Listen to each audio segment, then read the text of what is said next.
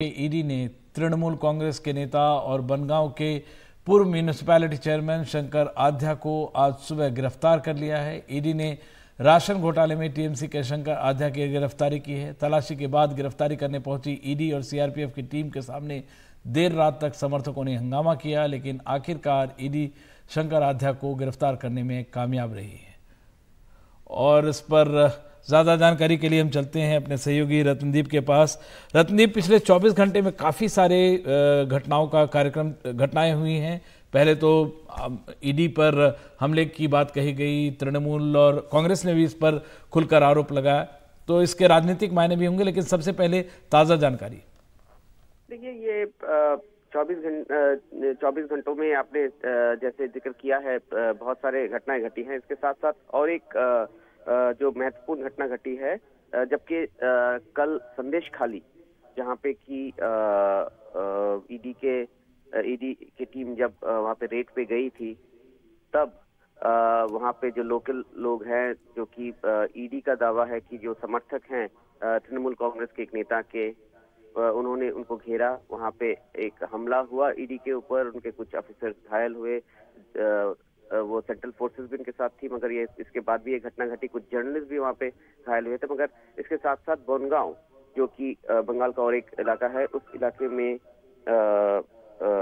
जो municipality Bangaon municipality के chairman है शंकर आध्या, उनको कल मिडनाइट को अरेस्ट कर लिया गया है। ईडी ने ये अरेस्ट जो पीटीएस स्कैम के वो इन्वेस्टिगेशन कर रहे हैं ईडी, उसके तहत किया है। इसके पहले बंगाल के एक मंत्री ज्योतिप्रिया मल्लिक को भी ईडी ने पिछले साल इसी स्कैम में अरेस्ट किया था, और 17 घंटा तक वहां पे उनके घर में छापे मारे ईडी ने, मगर वहां पे भी उनके समर्थक आ गए थे।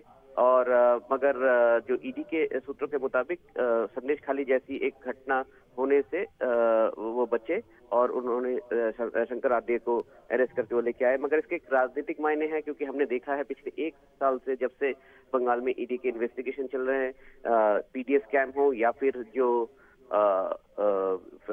टीचर्स रिक्रूटमेंट स्कैम हो, इन सब में हमने देखा है कि जो इनके इसको लेके, इस इन्वेस्टिगेशन को लेके जो रूलिंग तृणमूल कांग्रेस है और वहां पे जो मेन ऑपोजिशन पार्टी है बीजेपी, इनमें बहुत राजनीतिक बयानबाजी, राजनीतिक अटैक हुए हैं एक दूसरे के ऊपर, क्योंकि बीजेपी ये कह रही है कि जो लोकसभा चुनाव है वहां पे इसको एक बड़ा मुद्दा के रूप में बीजेपी लेके जाएगी, जबकि तृणमूल कांग्रेस का ये कहना है कि अभी जो परिस्थिति है इसमें तृणमूल कांग्रेस बार बार ये कह रही है कि जो सेंट्रल एजेंसीज हैं उनको उनके विरुद्ध, तृणमूल कांग्रेस के विरुद्ध इस्तेमाल कर रही है केंद्र सरकार। तो एक राजनीतिक एक लड़ाई भी है और इसके साथ साथ इन्वेस्टिगेशन है। और पहली बार कल जो घटना घटी है, ऐसा पहली बार हुआ है कि ईडी के ऑफिसरों के ऊपर बंगाल में हमला हुआ है।